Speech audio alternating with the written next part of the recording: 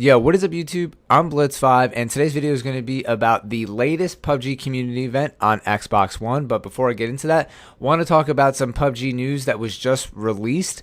So PUBG and Xbox have just announced that PUBG on the Xbox One has surpassed 8 million players, which to me was pretty surprising. I didn't know the number was that high. I think recently they had put out some kind of number that there's over 300 million players worldwide across all platforms. But this just being on Xbox is pretty big news to me. I think that's great. I don't know how they're calculating that with like maybe duplicate sales on someone's Xbox and then they buy an Xbox One X and they have to download the game twice, or if they're how they count people sharing games, doing the game share thing. Who really knows? But anyways, passing 8 million players in any shape or form is a great milestone, and they're heading towards that 10 million mark, which will be huge for PUBG on the Xbox. So getting back to the original point of this video, we have our second community event for PUBG on the Xbox One, and this is coming 1 week after the original event. So there was a really big kind of hype around this because it was the first community event coming to Xbox for the PUBG, and that was the Headhunter event where we had about a little over 1 week to get over 4 million headshots in the game. And all you had to do was play, even if you didn't get a headshot, as long as you finished one game and got over one battle point, you were kind of put into the drawing to win that, or not into the drawing, but you were eligible to win the prize if the community achieved the goal, which they did, and we're getting all of those prizes soon. You get a shirt, some fingerless gloves, and 2 crates for playing during the time frame of the Headhunter event. So then now, fast forward to July 4th, they announced the next event, which is called Snipe City, and we have exactly a week to achieve this. And this is to get 400,000 snipes using only the Kar 98 or the M24. So you can't use the AWM or the SKS. These are bolt action rifles. So the Kar 98 or the M24. So it says we have 6 days, but if you count July 4th, July 5th, July 6th, July 7th, July 8th, July 9th, July 10th, it's really 7. So I don't know why they said 6, because usually it seems from the past couple days that they calculate this at the end of the last day. So I'm counting 7 here unless I'm wrong, but I guess it's 6 individual days. I don't really know. Anyways, it's always wonky when they do that stuff. It says 6 days to complete, but we have about a week, right? And all you have to do is play the game again in this time frame. You don't actually have to get a kill with one of these snipers, but as long as you finish the game in this time frame and earn over 1 battle point, you are entered to win the prize if the community hits 400 snipes in this amount of time.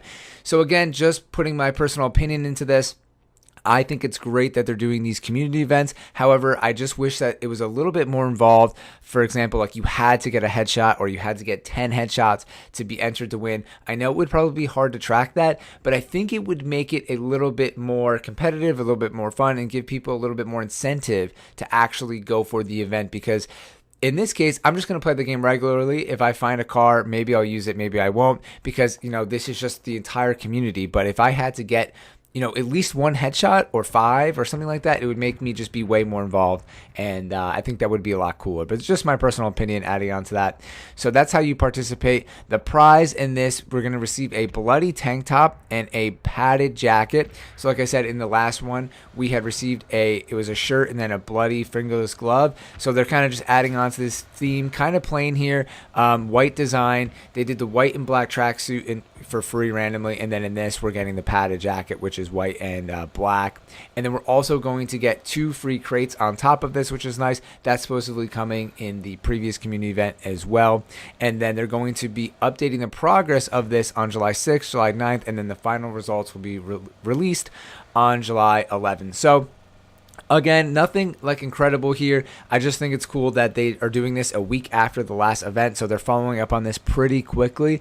Xbox is coming in hot with the PUBG right now, or PUBG's coming in hot on the Xbox One. Finally, took a long time for them to like ramp up and actually be doing this stuff. No news yet on whether any of the event stuff, the event pass, is coming to Xbox One. They've been kind of quiet on all that stuff and when any of the new content, like the new scopes, but I'm going to try to find out when all that information is coming, so stay tuned to my page page for more information. And as always, I'm posting weekly videos on here, and you can find me with daily content on my Instagram and on Twitter.